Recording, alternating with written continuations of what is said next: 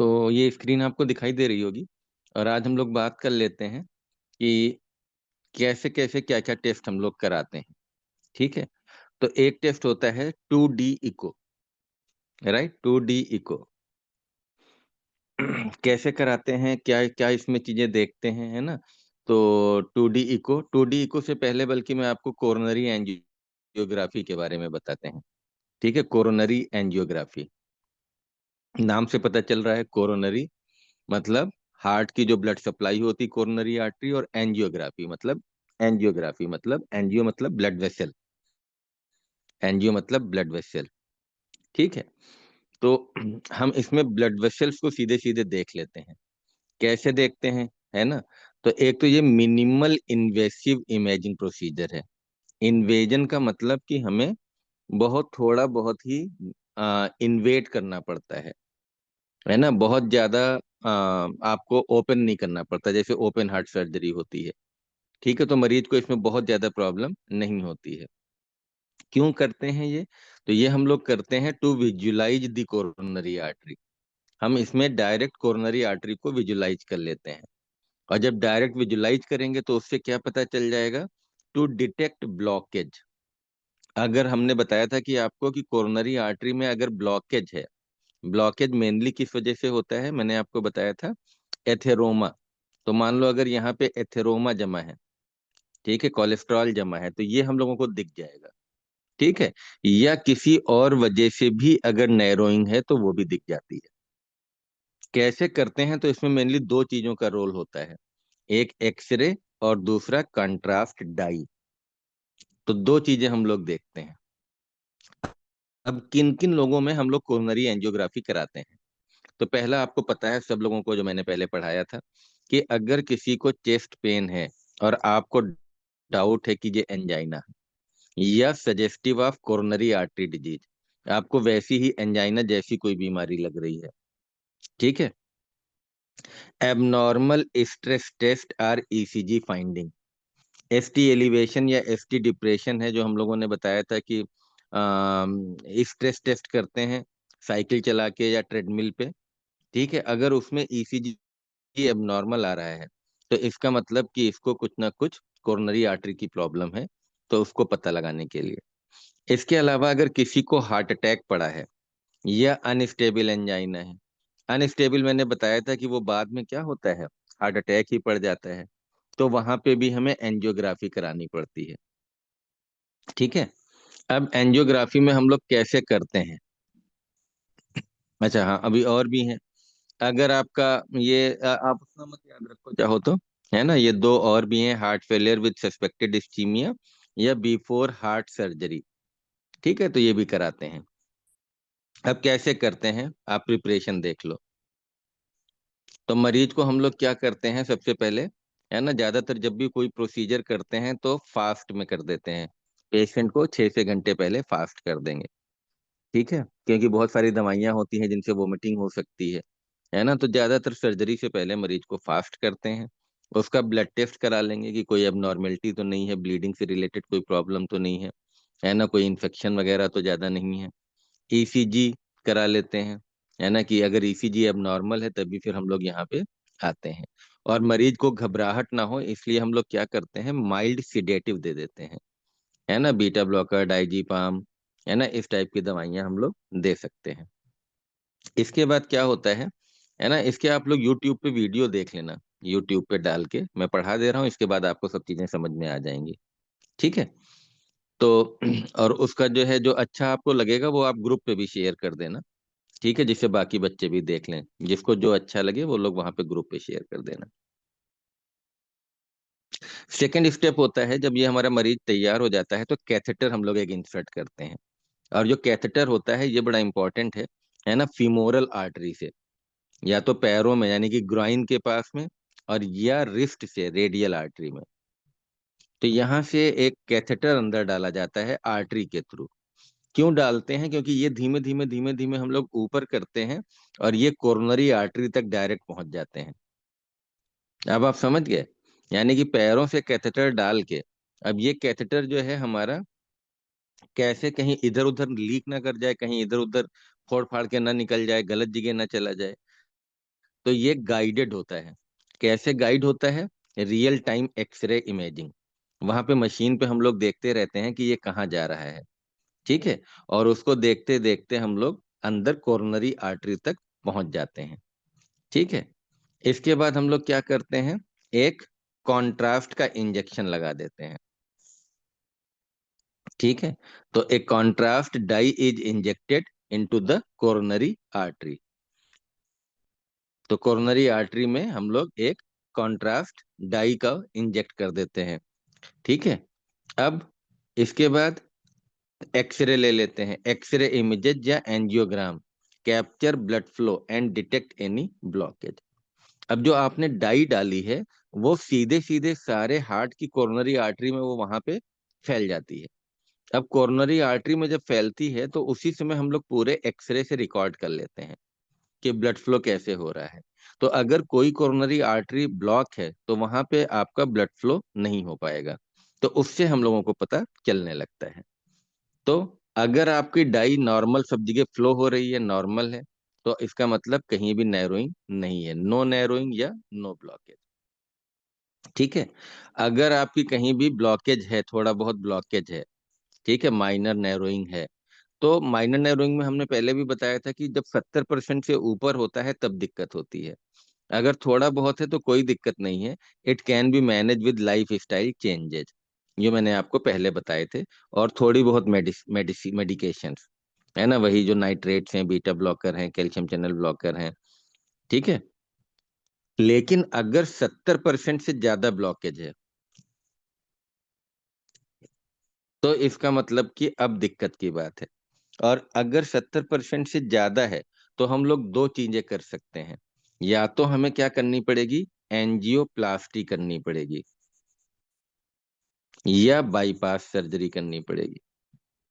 ये आपको याद होगा, मैंने बताया था कि अगर ट्रिपल वेसल है तो बाईपास करते हैं, मतलब कि 3 कोरोनरी आर्टरी अगर ब्लॉक है, लेकिन एक या दो ब्लॉक हैं तो एंजियोप्लास्टी कर देते हैं। ठीक है। तो ये समझ में आ गया आप लोगों को? एंजियोप्लास्टी का मतलब है स्टेंट।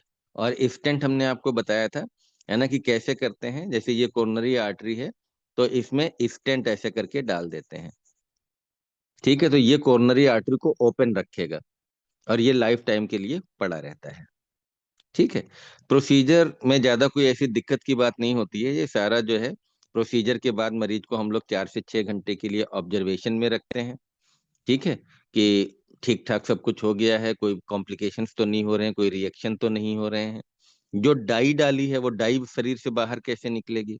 तो मरीज को हम लोग बोलते हैं कि भाई ज्यादा से ज्यादा पानी पियो, जैसे कि किडनी के रास्ते से यूरिन के थ्रू सारी डाई निकल जाए, क्योंकि वो डाई क्या होती है, वो आपको नुकसान करती है।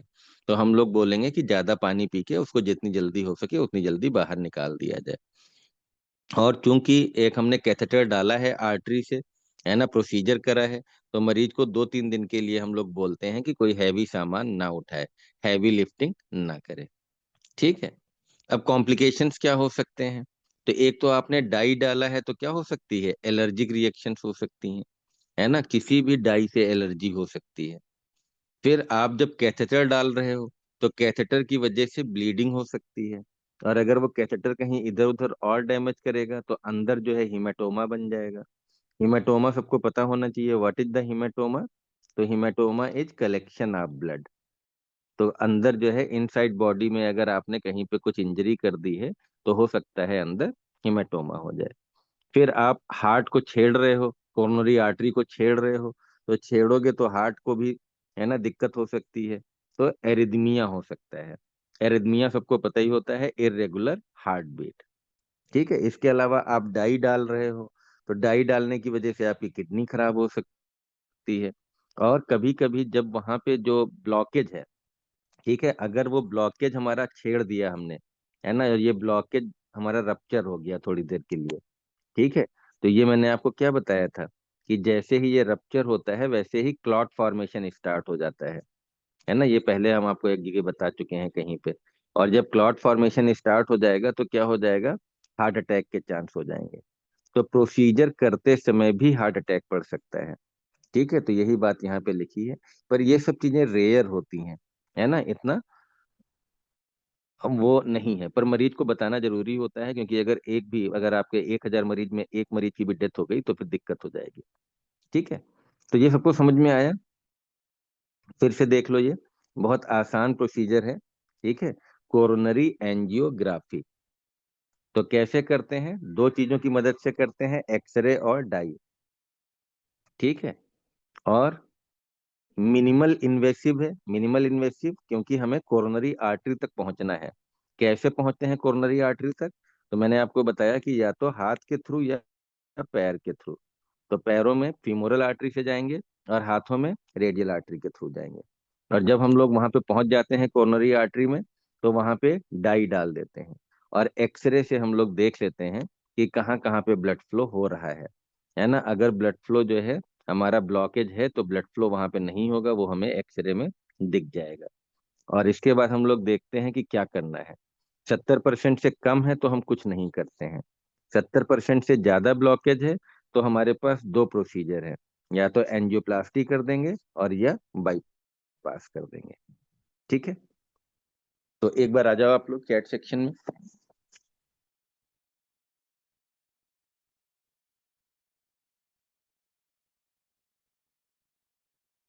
तो ये बताओ भाई, ये सबको प्रोसीजर समझ में आ गया?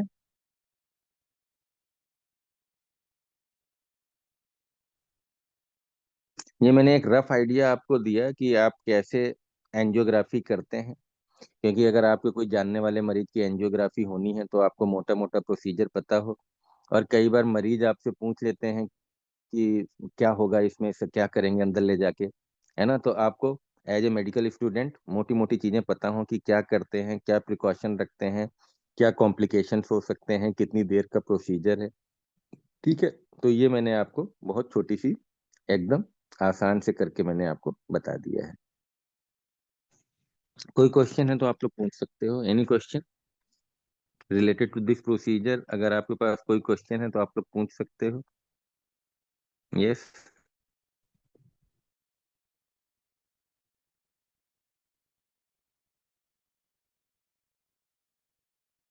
ठीक है, no question.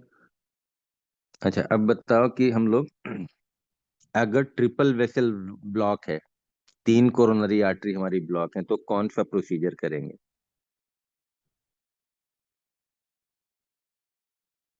Ravishankar Yadav, very good.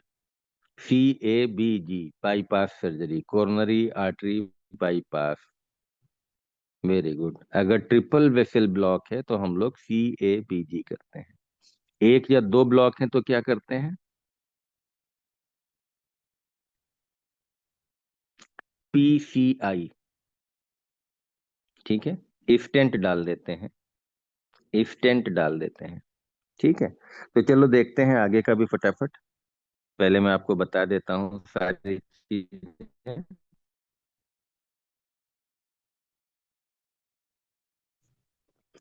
तो एक और प्रोसीजर, क्योंकि जितनी जल्दी उतना जल्दी खत्म हो जाएगा, राइट।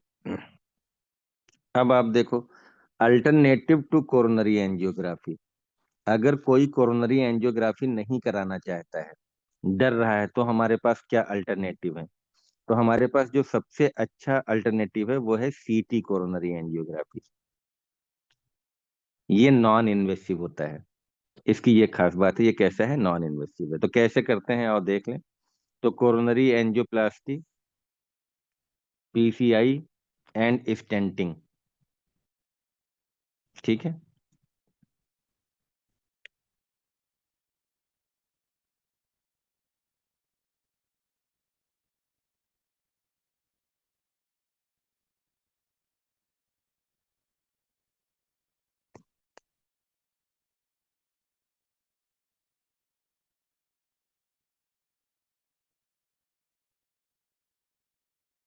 अच्छा, वो शायद इसमें है नहीं, छूट गया है वो। ठीक है, वो कल दिख बता देंगे।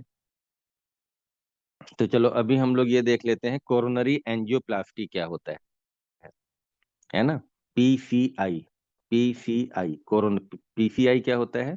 पर क्यूटेनियस कोरोनरी इंटरवेंशन। तो ये सब लोग याद कर लेंगे PCI का फुल फॉर्म, पर क्यूटेनियस कोरोनरी इंटरवेंशन या कोरोनरी एंजियोप्लास्टी। ठीक है, तो ये क्या है, इसके बारे में हम लोग आज बात करने वाले हैं।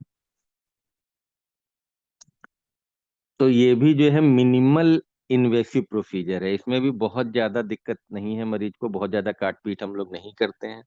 ठीक है। और इसमें हम लोग क्या करते हैं, इस प्रोसीजर का जो मेन मकसद है वो है to open the narrow block, to open the narrow या ब्लॉक्ड कोरोनरी आर्टरी। तो उसको हमें ओपन करना है। ठीक है, तो पहले आप देख लो ओपन कैसे करते हैं, स्टेप पहले देख लो तो आपको जल्दी समझ में आएगा। तो सबसे पहले प्रिपरेशन, प्रिपरेशन में बेसिक वही है आपके, है ना। पहले आपको फास्ट करना है, ब्लड टेस्ट और ईसीजी कराना है। ठीक है, और माइल्ड सिडेटिव देना है। फिर कैथेटर इसमें भी डालना है आपको, बिल्कुल सेम वही सेम स्टेप है। कैथेटर वही हम दो तरीके से डालेंगे, या तो ग्राइन से या रिस्ट से। ठीक है। और कैथेटर को हम लोग रियल टाइम एक्सरे से क्या करते हैं, इमेजिंग करके डालते हैं। अब यहाँ पे हम लोग क्या करते हैं, एक जो है स्मॉल बैलून डाल देते हैं। ठीक है, a small balloon is placed at the blockage site, जहाँ पे ब्लॉकेज है, एंड इन्फ्लेटेड, और उसको इन्फ्लेट कर देते हैं, उसमें हवा भर देते हैं। अब जैसे ही क्या होगा, ये मान लो आपकी कोरोनरी आर्टरी है। ठीक है, और यहाँ पे आपका क्या है, ये कोलेस्ट्रॉल जमा है आपका, राइट, ये कोलेस्ट्रॉल जमा है। ठीक है, हमने क्या करा, यहाँ पे ये बैलून डाला, ये बैलून इस टाइप से होते हैं। ठीक है, और इस बैलून को हमने, ये बैलून है,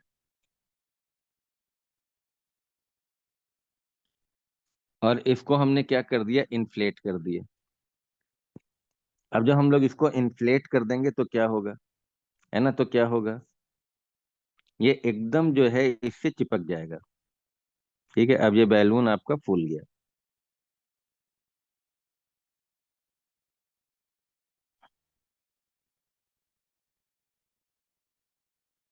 ठीक है, और ये क्या करेगा, ये आपका क्या है, ये आपका प्लाक है। प्लाक मैंने आपको बताया था, है ना, ये एथेरोमा है जो आपका कोलेस्ट्रॉल वहां पे जमा है। तो उस कोलेस्ट्रॉल को ये एकदम क्या करेगा, कंप्रेस कर देगा। क्योंकि जैसे ही वो बैलून को हम फुलाएंगे, वो पूरा का पूरा कोलेस्ट्रॉल वहां पे क्या हो जाएगा, कंप्रेस हो जाएगा। और आर्टरी आपकी क्या हो जाएगी, चौड़ी हो जाएगी। जैसे ही आर्टरी का डायमीटर बढ़ेगा, वैसे ही रीस्टोर ब्लड फ्लो आपका क्या होगा, शुरू हो जाएगा। क्योंकि ब्लॉकेज अभी ये मैंने कम दिखाया है ना, ये 70% ब्लॉकेज है, पता चला मोर देन 70%। तो वहां पे आप इस तरीके से बैलून डाल के उसको इन्फ्लेट कर देते हैं। इन्फ्लेट करते ही आपका काम जो है आसान हो जाता है, और हार्ट को ब्लड मिलने लगेगा।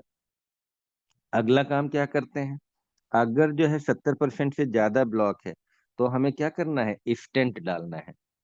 ठीक है, हमारे पास दो टाइप के स्टेंट आते हैं, एक ड्रग इल्यूटिंग स्टेंट और दूसरा बेयर मेटल स्टेंट, है ना। आजकल हम लोग ऊपर वाला यूज करते हैं। ये क्या होता है, मेडिसिन से कोटेड कोटेड होता है। ठीक है, coated with medication to prevent re narrowing, जैसे कि दोबारा से रेनैरो ना हो जाए। तो इस स्टेंट को हम लोग वहां पे, है ना, जहाँ पे बैलून हमने करा था, बैलून को इन्फ्लेट करा था, वहां पे हम लोग इस स्टेंट को डाल देते हैं। है ना, वही जो मैंने आपको बताया था, ये डायग्रामेटिक रिप्रेजेंटेशन है ना। स्टेंट कई तरीके के होते हैं। तो जैसे ये आपका कोलेस्ट्रॉल जमा था, और यहीं पे अब आपने क्या करा, स्टेंट डाल दिया, लाइक दिस। स्टेंट पड़ जाएगा तो अब ये दोबारा क्या होगा, कोलैप्स नहीं होगा। और इसके बाद आपने क्या करा, बैलून को बाहर निकाल लिया, डिफ्लेट करा बैलून को और रिमूव, और स्टेंट अब अंदर पड़ा रहेगा। ठीक है, स्टेंट के बाद हमने क्या करा, ये कंफर्म कर लिया कि भाई ब्लड फ्लो हमारा रिस्टोर हो गया है कि नहीं हुआ है। ठीक है, इसके बाद फिर कैथेटर भी निकाल लो। अब कैथेटर भी निकाल लो, और क्योंकि आर्टरी में आपने कैथेटर डाला था, तो वहां प्रेशर अप्लाई करके हमें ब्लीडिंग को रोकना है, अदरवाइज ब्लीडिंग होती रहेगी। तो वहां पे प्रेशर बैंडेज आप अप्लाई कर दो। ठीक है, 1 से 2 दिन हम लोग हॉस्पिटल में रोक लेते हैं मरीज को कि कोई कॉम्प्लिकेशंस तो नहीं हो रहे हैं, और या आप सेम डे भी डिस्चार्ज कर सकते हो।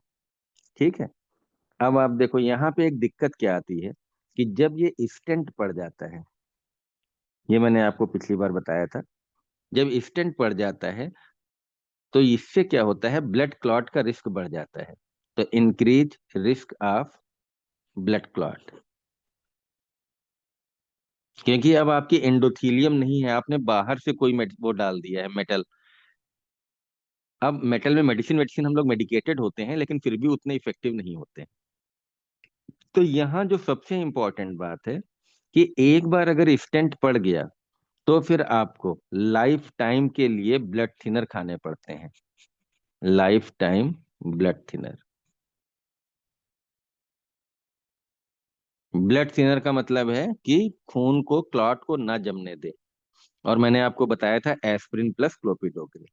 तो स्टेंट डालने के बाद पोस्ट प्रोसीजर केयर आपके लिए इंपॉर्टेंट है। जिन लोगों के एक बार हमने स्टेंट डाल दिया एंजाइना में, उनको फिर ब्लड थिनर स्टार्ट हो जाते हैं। है ना, ये दो आपको मेनली नाम याद रखने हैं, एस्पिरिन एंड क्लोपिडोग्रेल, जो सबसे ज्यादा कॉमन है ना। और ये to prevent clot formation in the stent क्यों देते हैं, और ये आपको लाइफ टाइम।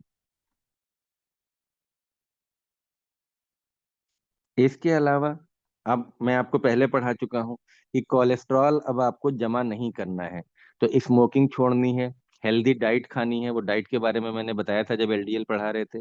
बीपी आपको कंट्रोल रखना है, डायबिटीज कंट्रोल रखना है, कोलेस्ट्रॉल कंट्रोल रखना है, और थोड़ी बहुत हल्की फुल्की एक्सरसाइज करनी है, रेगुलर एक्सरसाइज। ठीक है।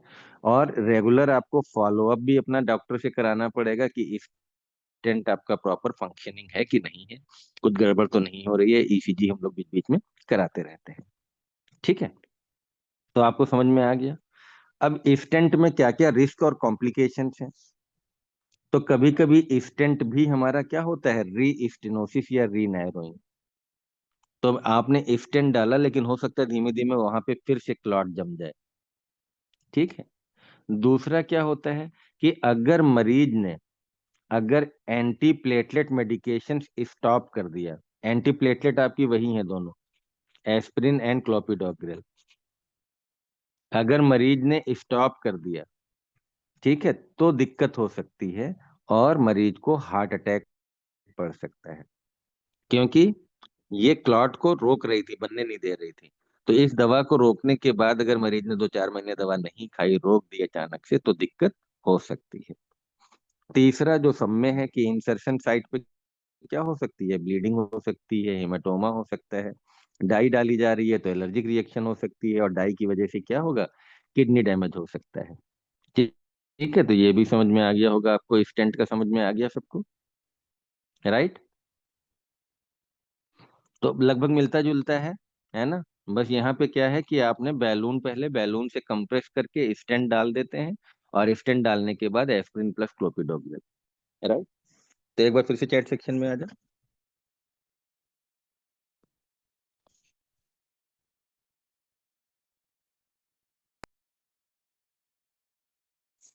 तो स्टेंट कैसे डाला जाता है, मोटा मोटा आप लोगों को समझ में आया।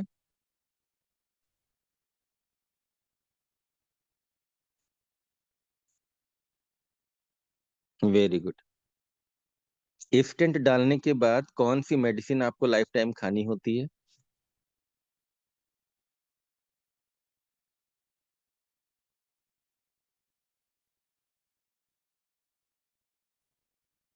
Anti platelet medicine. और कौन सी है anti platelet, aspirin plus clopidogrel. Aspirin plus clopidogrel, या केवल एस्पिरिन या केवल क्लोपिडोग्रेल, वो फिर पेशेंट टू पेशेंट डिपेंड करता है। उतना डिटेल में मैं आप लोगों को नहीं बता रहा हूँ, है ना। आप लोग मोटा मोटा बस याद रखें। ठीक है। तो यहाँ तक समझ में आया सब लोगों को।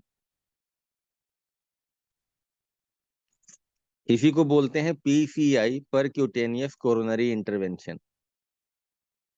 ठीक है, राइट। अब हम लोग पहला वाला देख लेते हैं।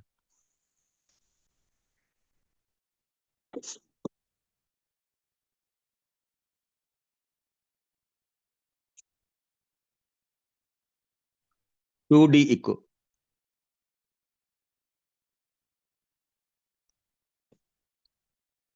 ठीक है। तो एक ये भी टेस्ट है, ये नॉन इन्वेसिव है। ये कैसा है, नॉन इन्वेसिव। तो नॉन इन्वेसिव अच्छे होते हैं क्योंकि मरीज को भी आराम रहती है, डॉक्टर को भी आराम रहती है ना। तो नॉन इन्वेसिव है। और इसमें भी हम लोग जो है इसको एंजाइना में भी करा सकते हैं, है ना। तो chest pain due to reduce blood flow, angina. ठीक है, तो एंजाइना में हम लोग करा सकते हैं। एक्चुअली जो है हम लोग क्या क्या देखते हैं एंजाइना के मरीज में, है ना, 2D इको से। तो एक तो हम लोग लेफ्ट वेंट्रिकल के फंक्शन देख सकते हैं 2D इको से। और इसमें क्या होता है, इजेक्शन फ्रैक्शन, यानी कि हमारा लेफ्ट वेंट्रिकल या राइट वेंट्रिकल कितना काम कर रहा है, कितना ब्लड पंप कर रहा है, डैमेज तो नहीं है, सही है कि नहीं है। ठीक है। दूसरा हम लोग क्या देख सकते हैं, मोशन, वॉल मोशन एबनॉर्मेलिटी। ठीक है, कि हार्ट की मसल प्रॉपरली कॉन्ट्रैक्ट कर रही हैं या नहीं कर रही हैं। अगर इस्कीमिया है, ब्लड हमारी वो कमजोर हो गई है मसल्स, तो क्या होगा, गड़बड़ हो जाएंगी। तो उससे हमें थोड़ा अंदाजा लगने लगता है। इसके अलावा हम हार्ट की कोई भी बीमारी देख सकते हैं, स्ट्रक्चरल अगर है तो स्ट्रक्चरल एबनॉर्मेलिटी देखने में हेल्प करता है। कोई वाल्व की प्रॉब्लम है, कोई कार्डियोमायोपैथी है या पेरिकार्डियल इफ्यूजन है। ठीक है, तो ये सब चीजें आपकी रूल आउट हो जाएंगी, पता लगने लगेगा कि क्या क्या दिक्कतें हैं। इसके अलावा अगर एंजाइना या एमआई हुआ है तो कुछ कुछ इस्कीमिक चेंजेस भी हम लोग डायग्नोस कर सकते हैं, थोड़ा बहुत पता चल सकता है।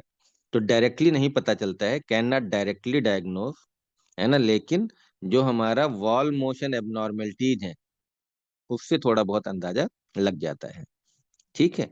और स्ट्रेस इकोकार्डियोग्राफी, है ना, स्ट्रेस इकोकार्डियोग्राफी भी कर सकते हैं। कि अगर मान लो, वही फार्मूला वही है स्ट्रेस इको का, है ना, कि हमने ट्रेडमिल में दौड़ा दिया। ठीक है, तो स्ट्रेस इको, इससे क्या होगा कि अगर कोई एबनॉर्मेलिटी है तब भी पता चल जाएगा। तो 2D इको से बहुत सारी चीजें पता चलती हैं, लेकिन मेन एंजाइना का जो टेस्ट है वो एंजियोग्राफी है। एंजियोग्राफी से ही आपको सब कुछ क्लियर होता है। क्यों, इसकी प्रॉब्लम क्या है 2D इको की, है ना, लिमिटेशंस क्या है, क्योंकि ये not directly visualize coronary artery.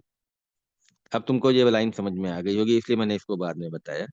क्योंकि ये कोरोनरी आर्टरी में डायरेक्ट उसकी वो नहीं देख पा रहा कि एथेरोमा है कि नहीं है, ब्लॉकेज है कि नहीं है, किस आर्टरी में ब्लॉक है, बस ये अंदाजा लगा रहा है। ठीक है। और अगर एंजाइना स्पेशली माइक्रोवेस्कुलर या वैसोस्पाज्म है ना, तो 2D इको आपका नॉर्मल भी हो सकता है। तो मतलब अगर आपका एंजाइना है भी लेकिन तब भी 2D नॉर्मल आ सकता है। तो मेन टेस्ट एंजाइना के लिए एंजियोग्राफी है। ठीक है। इसीलिए फॉर कंप्लीट इवेल्युएशन, है ना, ECG, stress test, coronary angiography या सीटी एंजियोग्राफी में भी नीडेड। एक ये सीटी एंजियोग्राफी रह गया आपका। तो सीटी एंजियोग्राफी में कुछ नहीं होता है ना, ये और भी आसान है। कि इसमें हम लोग सीटी स्कैन जैसे करते हैं, वो मशीन होती है उसके अंदर उसको पेशेंट को डाल देते हैं। तो वहां भी हमारा ये एक तरीके से नॉन इन्वेसिव हो जाता है। ठीक है, तो सीटी एंजियोग्राफी हो जाती है। तो आई थिंक कि आप लोग ये टेस्ट सारे समझ पाए होंगे। तो एक बार आ जाओ चैट सेक्शन में।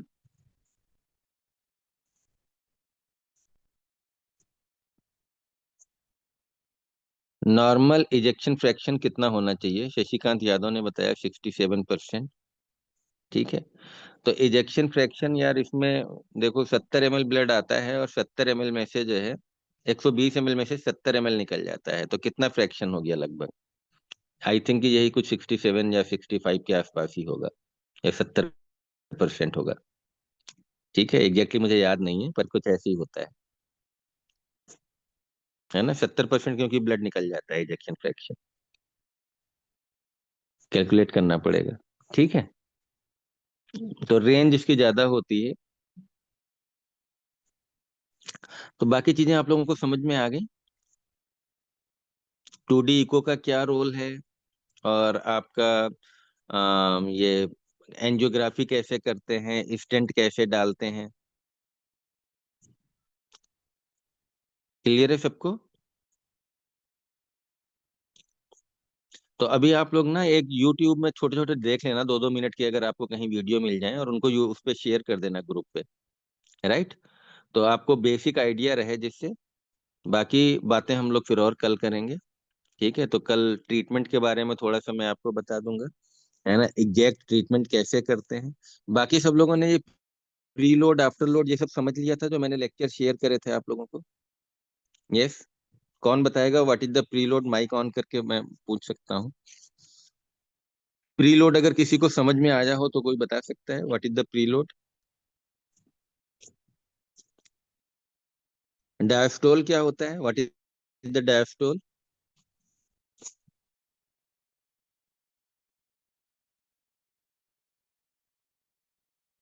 Shivani Sahu, very good. And systolic volume, बहुत बढ़िया। माइक में भी बोल सकते हो आप लोग, अच्छा लगेगा अगर आप लोग माइक पे बोलोगे।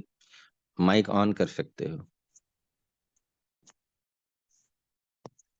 राइट। तो मैं वो बंद कर देता हूँ, स्क्रीन शेयर। यस। तो सिस्टोल क्या मतलब क्या होता है हार्ट के रिलेशन में, कौन बताएगा? सिस्टोल। अभय, अमलेश, अनम, अपर्णा। आप लोगों ने देखे नहीं क्या यूट्यूब के लेक्चर में? मैंने फार्मा की क्लास में बहुत अच्छे से पढ़ाया है। सिस्टोल क्या होता है, डायस्टोल क्या होता है, प्रीलोड क्या होता है, आफ्टर लोड क्या होता है, किसी ने नहीं देखा इसका मतलब? What is the systole?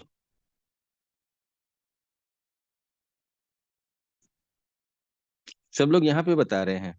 आप लोग माइक ऑन नहीं कर पा रहे हैं क्या? रविशंकर, आप सही बता रहे हो तो आप उस पे बताओ ना, माइक पे। Yes sir. कॉन्ट्रैक्शन से पहले जितना ब्लड लेफ्ट में उसको प्रीलोड बोलते हैं, बिल्कुल सही है शाकिब खान, एकदम तुमने सही बताया है। तो डर क्यों रहे हो भाई? अगर सब लोग सब सही बता रहे हो तो क्यों डर रहे हो? माइक माइक ऑन करके बताओ। रविशंकर, माइक ऑन नहीं हो रहा, क्या दिक्कत है भाई?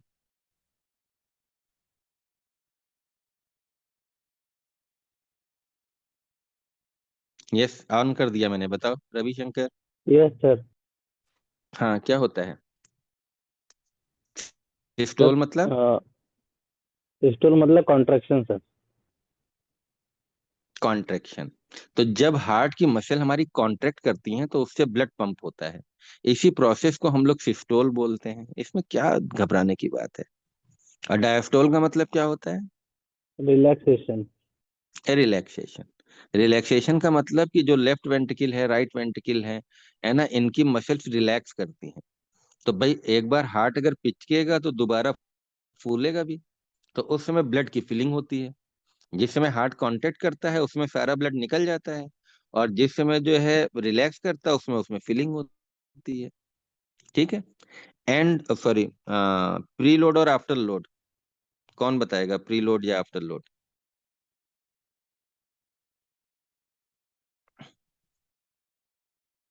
प्रीलोड सर, जब हार्ट की मसल्स रिलैक्स रहती है तब वो ब्लड फिल करता है तो उसको प्रीलोड कहते हैं। Very good. है ना, और प्री आफ्टर लोड? लोड जब कॉन्ट्रैक्ट होता है तब। Very good. तो प्री लोड हम लोग बोलते हैं कि हार्ट पे कितना लोड है, मतलब ब्लड को पंप करने में कितना लोड है। तो अगर हार्ट में बहुत ज्यादा ब्लड होगा तो इसका मतलब लोड ज्यादा है, हार्ट को ज्यादा मेहनत करनी पड़ेगी। अगर हार्ट में ब्लड कम है तो इसका मतलब हार्ट को कम मेहनत करनी पड़ेगी।